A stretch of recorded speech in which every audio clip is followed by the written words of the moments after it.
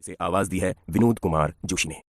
चाणक्य, जिसे कौटिल्य और विष्णुगुप्ता के नाम से भी जाना जाता है, इन्होंने नंद डायनेस्टी को खत्म करवा के चंद्रगुप्त मौर्य को राजा बना दिया। अलेक्जेंडर को भी कौटिल्य की वजह से हिंदुस्तान में हार का सामना करना पड़ा, जो कि पूरी दुनिया को जीतने के इरादे से निकला था। दोस्तों, चाणक्य ने अपनी पूरी जिंदगी का काम 2 किताबों में बांटा है। ये है कौटिल्य अर्थशास्त्र और चाणक्य नीति। आज हम चाणक्य नीति के बारे में सुनेंगे। चाणक्य नीति पंक्तियों के रूप में लिखी गई है। इसमें कोई कहानी नहीं है, लेकिन ज्ञान कूट कूट कर भरा हुआ है। चाणक्य नीति। एक पंडित भी घोर कष्ट में आ जाता है यदि वो किसी मूर्ख को उपदेश देता है, यदि वो एक दुष्ट पत्नी का पालन पोषण करता है या किसी दुखी व्यक्ति के साथ अत्यंत घनिष्ठ संबंध बना लेता है। दुष्ट पत्नी, झूठा मित्र, बदमाश नौकर और सर्प के साथ निवास साक्षात मृत्यु के समान है। व्यक्ति को आने वाली मुसीबतों से निपटने के लिए धन संचय करना चाहिए। उसे धन संपदा त्याग कर पत्नी की सुरक्षा करनी चाहिए। लेकिन यदि आत्मा की सुरक्षा की बात आती है तो उसे धन और पत्नी दोनों को तुच्छ समझना चाहिए। उस देश में निवास न करें जहां आपकी कोई इज्जत नहीं हो, जहां आप रोजगार नहीं कमा सकते, जहां आपका कोई मित्र नहीं और जहां आप कोई ज्ञान अर्जित नहीं कर सकते। अच्छा मित्र वही है जो हमें निम्नलिखित परिस्थितियों में नहीं त्यागे: आवश्यकता पड़ने पर, किसी दुर्घटना पड़ने पर, जब अकाल पड़ा हो, जब युद्ध चल रहा हो, जब हमें राजा के दरबार में जाना पड़े और जब हमें शमशान घाट जाना पड़े। भोजन के योग्य पदार्थ और भोजन करने की क्षमता, सुंदर स्त्री और उसे भोगने के लिए काम शक्ति, पर्याप्त धनराशि तथा दान देने की भावना, ऐसे संयोगों का होना सामान्य तप का फल नहीं है। उस व्यक्ति ने धरती पर ही स्वर्ग को पा लिया जिसका पुत्र आज्ञाकारी हो, जिसकी पत्नी उसकी इच्छा के अनुरूप व्यवहार करती हो, जिसे अपने धन पर संतोष है। ऐसे लोगों से बचे जो आपके मुंह पर तो मीठी बातें करते हैं, लेकिन आपकी पीठ पीछे आपको बर्बाद करने की योजना बनाते हैं। ऐसा करने वाले तो उस विष के घड़े के समान हैं जिसकी ऊपरी सतह दूध से भरी हुई है। एक बुरे मित्र पर तो कभी विश्वास न करें, एक अच्छे मित्र पर भी विश्वास न करें, क्योंकि यदि ऐसे लोग आपसे रुष्ट होते हैं तो आपके सभी राज से पर्दा खोल देंगे। लाड़ प्यार से बच्चों में गलत आदतें ढलती है। उन्हें कड़ी शिक्षा देने से वे अच्छी आदतें सीखते हैं, इसलिए बच्चों को जरूरत पड़ने पर दंडित करें, ज्यादा लाड़ ना करें। प्रेम और मित्रता बराबर वालों में अच्छी लगती है। राजा के यहाँ नौकरी करने वाले को ही सम्मान मिलता है। व्यवसायों में वाणिज्य सबसे अच्छा है एवं उत्तम गुणों वाली स्त्री अपने घर में सुरक्षित रहती है। एक दुर्जन और एक सर्प में यह अंतर है कि सांप तभी डंक मारेगा जब उसकी जान को खतरा हो, लेकिन दुर्जन पग पग पर हानि पहुंचाने की कोशिश करेगा। रूप और यौवन से संपन्न तथा कुलीन परिवार में जन्म लेने पर भी विद्याहीन पुरुष पलाश के फूल के समान है, जो सुंदर तो है लेकिन खुशबू रहित है। कोयल की सुंदरता उसके गायन में है, एक स्त्री की सुंदरता उसके अपने परिवार के प्रति समर्पण में है, एक बदसूरत आदमी की सुंदरता उसके ज्ञान में है तथा एक तपस्वी की सुंदरता उसकी क्षमाशीलता में है। कुल की रक्षा के लिए एक सदस्य का बलिदान दें, गांव की रक्षा के लिए एक कुल का बलिदान दें, देश की रक्षा के लिए एक गांव का बलिदान दें और आत्मा की रक्षा के लिए देश का बलिदान दें। जिस तरह सारा वन केवल एक ही पुष्प एवं सुगंध भरे वृक्ष से महक जाता है, उसी तरह एक ही गुणवान पुत्र पूरे कुल का नाम बढ़ाता है। 5 साल तक पुत्र को लाड़ एवं प्यार से पालन करना चाहिए। 10 साल तक उसे छड़ी की मार से डराएं, लेकिन जब वो 16 साल का हो जाए तो उससे मित्र के समान व्यवहार करें। सैकड़ों गुण रहित पुत्रों से अच्छा एक गुणी पुत्र है, क्योंकि एक चंद्रमा ही रात्रि के अंधकार को भगाता है, असंख्य तारे ये काम नहीं करते। एक ऐसा बालक जो जन्मते वक्त मृत था, एक मूर्ख दीर्घायु बालक से बेहतर है। पहला बालक तो एक क्षण के लिए दुख देता है, दूसरा बालक उसके माँ बाप को जिंदगी भर दुख की अग्नि में जलाता है। वो गाय किस काम की जो ना तो दूध देती है ना तो बच्चे को जन्म देती है। उसी प्रकार उस बच्चे का जन्म किस काम का जो ना ही विद्वान हुआ हो और ना ही भगवान का भक्त हुआ हो। ये बातें एक बार ही होनी चाहिए: राजा का बोलना, विद्वान व्यक्ति का बोलना, लड़की का ब्याहना। यदि आप पर मुसीबत आती नहीं है तो उससे सावधान रहें, लेकिन यदि मुसीबत आ जाती है तो किसी भी तरह उससे छुटकारा पाएं। खाली बैठने से अभ्यास का नाश होता है। दूसरों को देखभाल करने के लिए देने से पैसा नष्ट होता है। गलत ढंग से बुआई करने वाला किसान अपने बीजों का नाश करता है। यदि सेनापति नहीं है तो सेना का नाश होता है। वासना के समान दुष्कर कोई रोग नहीं, मोह के समान कोई शत्रु नहीं, क्रोध के समान कोई अग्नि नहीं और स्वस्थ ज्ञान के समान कोई बोध नहीं। समुद्र में होने वाली वर्षा व्यर्थ है, जिसका पेट भरा हुआ है उसके लिए अन्न व्यर्थ है। पैसे वाले आदमी के लिए भेंट वस्तु का कोई अर्थ नहीं। दिन के समय जलता हुआ दिया व्यर्थ है। राजा को उसके नागरिकों के पाप लगते हैं, राजा के यहाँ काम करने वाले पुजारी को राजा के पाप लगते हैं, पति को पत्नी के पाप लगते हैं और गुरु को उसके शिष्यों के पाप लगते हैं। गधे से ये 3 बातें सीखें: अपना बोझा ढोना न छोड़ें, सर्दी गर्मी की चिंता न करें, सदा संतुष्ट रहें। एक बुद्धिमान व्यक्ति को निम्नलिखित बातें किसी को नहीं बतानी चाहिए कि उसकी दौलत खो चुकी है, उसे क्रोध आ गया है, उसकी पत्नी ने जो गलत व्यवहार किया, लोगों ने उसे जो गालियां दी, वो किस प्रकार बेइज्जत हुआ है। व्यक्ति को हमेशा 3 चीजों से संतुष्ट रहना चाहिए: खुद की पत्नी, वो भोजन जो विधाता ने प्रदान किया है और उतना धन जितना ईमानदारी से मिल गया। और व्यक्ति को इन 3 चीजों से संतुष्ट नहीं होना चाहिए: अभ्यास, भगवान का नाम स्मरण और परोपकार। हाथी से 1000 गज की दूरी रखें, घोड़े से 100 की, सींग वाले जानवर से 10 की, लेकिन दुष्ट जहां भी हो उस जगह से ही निकल जाए। एक शक्तिशाली आदमी से उसकी बात मानकर समझौता करें, एक दुष्ट का प्रतिकार करें और जिनकी शक्ति आपकी शक्ति के बराबर है उनसे समझौता विनम्रता से या कठोरता से करें। एक राजा की शक्ति उसकी शक्तिशाली भुजाओं में है, एक ब्राह्मण की शक्ति उसके स्वरूप ज्ञान में है, एक स्त्री की शक्ति उसकी सुंदरता, तारुण्य और मीठे वचनों में है। यदि आप शेर की गुफा में जाते हो तो आपको हाथी के माथे का मणि मिल सकता है, लेकिन यदि आप लोमड़ी जहां रहती है वहां जाते हो तो बछड़े की पूंछ या गधे की हड्डी के अलावा कुछ नहीं मिलेगा। यदि ज्ञान को उपयोग में न लाया जाए तो वो खो जाता है। आदमी यदि अज्ञानी है तो खो जाता है। सेनापति के बिना सेना खो जाती है, पति के बिना पत्नी खो जाती है। वो कमीने लोग जो दूसरों की गुप्त खामियों को उजागर करते हुए फिरते हैं उसी तरह नष्ट हो जाते हैं जिस तरह कोई सांप चींटियों की टीलों में जाकर मर जाता है।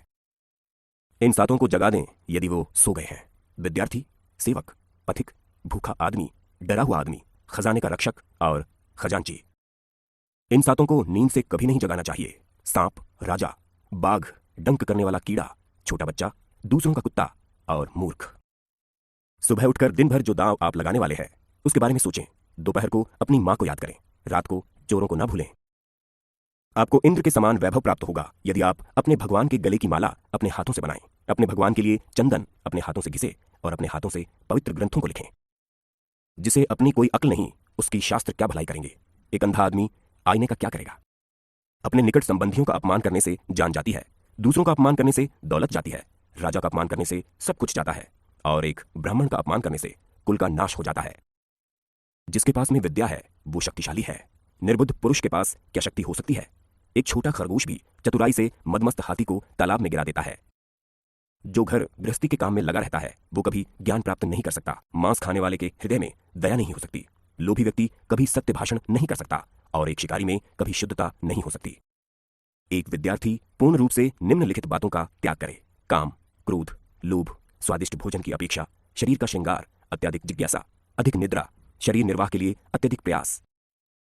एक गुणवान व्यक्ति को वो सब कुछ दान में देना चाहिए जो उसकी आवश्यकता से अधिक है। केवल दान के कारण ही कर्ण, बाली और राजा विक्रमादित्य आज तक चल रहे हैं। देखिए उन मधुमक्खियों को जो अपने पैर दुखे से धरती पर पटक रही है। वो अपने आप से कहती हैं, आखिर में सब चला ही गया। हमने हमारे शहद को जो बचा कर रखा था ना ही दान दिया और ना ही खुद खाया। अभी एक पल में ही कोई हमसे सब छीन कर ले गया। वे लोग जो इस दुनिया में सुखी हैं, जो अपने संबंधियों के प्रति उदार हैं, अनजाने लोगों के प्रति सहृदय हैं, अच्छे लोगों के प्रति प्रेम भाव रखते हैं, नीच लोगों से धूर्ततापूर्ण व्यवहार करते हैं, विद्वानों से कुछ नहीं छुपाते, दुश्मनों के सामने साहस दिखाते हैं, बड़ों के प्रति विनम्र और पत्नी के प्रति सख्त हैं। हमारा शरीर नश्वर है, धन में तो कोई स्थायी भाव नहीं है, मृत्यु हर दम हमारे निकट है, इसीलिए हमें तुरंत पुण्य कर्म करने चाहिए। जो दूसरे की पत्नी को अपनी माता मानता है, दूसरों के धन को मिट्टी का ढेला, दूसरों के सुख दुख को अपने सुख दुख, उसी को सही दृष्टि प्राप्त है और वही विद्वान भी है। जिसे दौलत, अनाज और विद्या अर्जित करने में और भोजन करने में शर्म नहीं आती वो सुखी रहता है। इस धरती पर अन्न, जल और मीठे वचन ये असली रत्न है। मूर्खों को लगता है पत्थर के टुकड़े रत्न हैं। जो व्यक्ति बुद्धिमान है वो निम्नलिखित बातें किसी को न बताए। वो औषधि उसने कैसे बनाई जो अच्छा काम कर रही है, वो परोपकार जो उसने किया, उसके घर के झगड़े, उसकी पत्नी के साथ होने वाली व्यक्तिगत बातें, उसने जो ठीक से न पका हुआ खाना खाया, जो गालियां उसने सुनी। मुझे वो दौलत नहीं चाहिए जिसके लिए कठोर यातना सहनी पड़े या सदाचार का त्याग करना पड़े या अपने शत्रु की चापलूसी करनी पड़े। इस दुनिया के वृक्ष को दो मीठे फल लगे, मधुर वचन और सत्संग। जिसका ज्ञान किताबों में सिमट गया है और जिसने अपनी दौलत दूसरों के सुपुर्द कर दी है, वो जरूरत आने पर ज्ञान या दौलत कुछ भी इस्तेमाल नहीं कर सकता। चंदन कट जाने पर भी अपनी महक नहीं छोड़ते, हाथी बूढ़ा होने पर भी अपनी लीला नहीं छोड़ता, गन्ना निचोड़े जाने पर भी अपनी मिठास नहीं छोड़ता। उसी प्रकार ऊंचे कुल में पैदा हुआ व्यक्ति अपने उन्नत गुणों को नहीं छोड़ता, भले ही उसे कितनी भी गरीबी से क्यों ना बसर करना पड़े। वो चीज जो दूर दिखाई देती है, जो असंभव दिखाई देती है, जो हमारी पहुंच से बाहर दिखाई देती है, वो भी आसानी से हासिल हो सकती है यदि हम तप करते हैं, क्योंकि तप से ऊपर कुछ नहीं। वो इंद्र के राज्य में जाकर क्या सुख भोगेगा जिसकी पत्नी प्रेम भाव रखने वाली और सदाचारी है, जिसके पास में संपत्ति है, जिसका पुत्र सदाचारी और अच्छे गुण वाला है, जिसको अपने पुत्र द्वारा पौत्र हुए हैं। जो व्यक्ति गुणों से रहित है लेकिन जिसकी लोग सराहना करते हैं, वो दुनिया में काबिल माना जा सकता है। लेकिन जो आदमी खुद की ही डींगे हाँकता है, वो अपने आप को दूसरों की नजरों में गिराता है, भले ही वो स्वर्ग का राजा इंद्र हो। मुझे वो दौलत नहीं चाहिए जिसके लिए कठोर यातना सहनी पड़े या सदाचार का त्याग करना पड़े या अपने शत्रु की चापलूसी करनी पड़े। सभी जीव मीठे वचनों से आनंदित होते हैं, इसीलिए हम सबसे मीठे वचन कहें। मीठे वचन की कोई कमी नहीं है। गरीबी, दुख और एक बंधी का जीवन, ये सब व्यक्ति के किए हुए पापों का ही फल है। पानी पर तेल, एक कमीने आदमी को बताया हुआ राज, एक लायक व्यक्ति को दिया हुआ दान और एक बुद्धिमान व्यक्ति को पढ़ाया हुआ शास्त्रों का ज्ञान अपने स्वभाव के कारण तेजी से फैलते हैं। हमें अभिमान नहीं होना चाहिए जब हम ये बातें करते हैं, परोपकार, आत्मसंयम, पराक्रम, शास्त्र का ज्ञान हासिल करना, विनम्रता, नीतिमत्ता। ये करते वक्त अभिमान करने की इसलिए जरूरत नहीं क्योंकि दुनिया बहुत कम दिखाई देने वाले दुर्लभ रत्नों से भरी पड़ी है। यदि हम किसी से कुछ पाना चाहते हैं तो उससे ऐसे शब्द बोलें जिससे वो प्रसन्न हो जाए। उसी प्रकार जैसे एक शिकारी मधुर गीत गाता है जब वो हिरण पर बाण चलाना चाहता है। जो व्यक्ति राजा से, अग्नि से, धर्मगुरु से और स्त्री से बहुत परिचय बढ़ाता है वो विनाश को प्राप्त होता है। जो व्यक्ति इनसे पूर्ण रूप से अलिप्त रहता है उसे अपना भला करने का कोई अवसर नहीं मिलता, इसलिए इनसे सुरक्षित अंतर रखकर संबंध रखना चाहिए। कुसंग का त्याग करें और संत जनों से मेलजोल बढ़ाएं। दिन और रात गुणों का संपादन करें, उस पर हमेशा चिंतन करें जो शाश्वत है और जो अनित्य है उसे भूल जाएं। हाथी का शरीर कितना विशाल है लेकिन एक छोटे से अंकुश से नियंत्रित हो जाता है। एक दिया घने अंधकार का नाश करता है, क्या अंधेरे से दिया बड़ा है? एक कड़कती हुई बिजली एक पहाड़ को तोड़ देती है, क्या बिजली पहाड़ जितनी विशाल है? जी नहीं, बिल्कुल नहीं। वही बड़ा है जिसकी शक्ति छा जाती है। इससे कोई फर्क नहीं पड़ता कि आकार कितना है। आप चाहे 100 बार पवित्र जल में स्नान करें, आप अपने मन का मैल नहीं धो सकते। उसी प्रकार जिस प्रकार मदिरा का पात्र पवित्र नहीं हो सकता चाहे आप इसे गर्म करके सारी मदिरा की भाप बना दें। जो व्यक्ति 1 साल तक भोजन करते समय भगवान का ध्यान करेगा और मुंह से कुछ नहीं बोलेगा उसे 1000 करोड़ वर्ष तक स्वर्ग लोक की प्राप्ति होगी। शेर से एक बात सीखें, बगुले से 1, मुर्गे से 4, कौवे से 5, कुत्ते से 6 और गधे से 3।